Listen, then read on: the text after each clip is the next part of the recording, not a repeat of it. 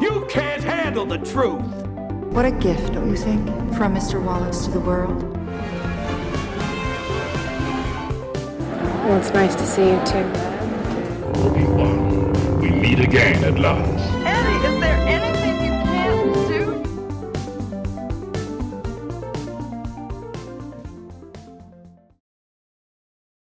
Hello, I'm Tyler Smith, and this is ReDiscover Movies. Thank you so much for watching. Today we're going to be talking about Denis Villeneuve's Dune. Dune is an adaptation of Frank Herbert's science fiction novel. The book has been adapted before in the 1980s by David Lynch, who would go on to disown the film. The story follows the political maneuvering in the midst of a galactic empire that results in the decimation of an entire population and the lone survivor who may actually be the chosen one. So stories like this have become fairly commonplace, so certainly you can be forgiven for thinking that this all sounds very familiar. Thankfully, Denis Villeneuve brings this really epic scale to everything, so the familiarity of the plot kind of fades away and we're left with this immersive cinematic experience that is often quite jaw-dropping. The grandness of this world, combined with a lush soundscape, really conveys a sense of weight to everything, like we're watching something very important. Occasionally, though, the film will slip into self-importance as characters speak with these hushed tones and these hurried cadences.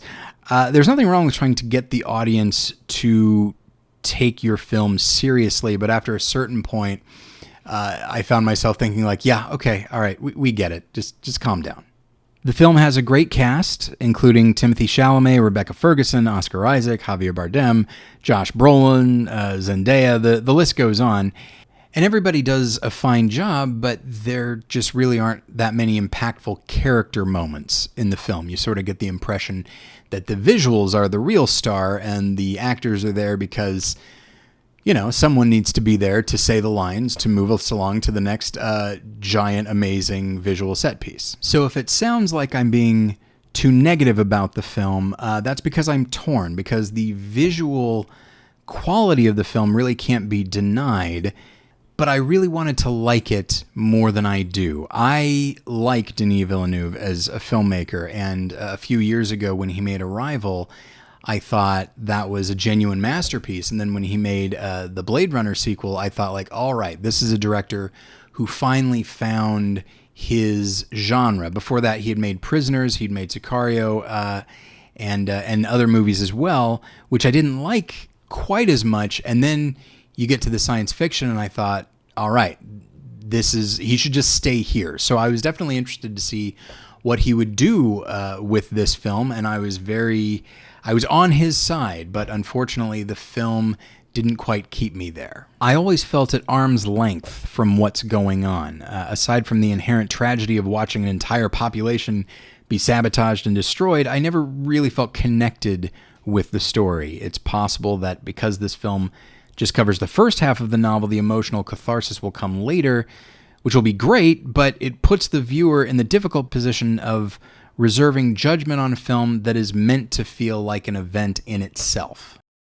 So there's this push-pull quality to my own response to the film where I do recommend it, but not quite as adamantly as I wanted to. In the meantime, if you are looking for an epic about a man rising out of tragedy, I'd highly recommend William Wyler's 1959 adaptation of Ben-Hur, starring Charlton Heston. This is a big movie in every way. It's almost 4 hours long and takes place over several years.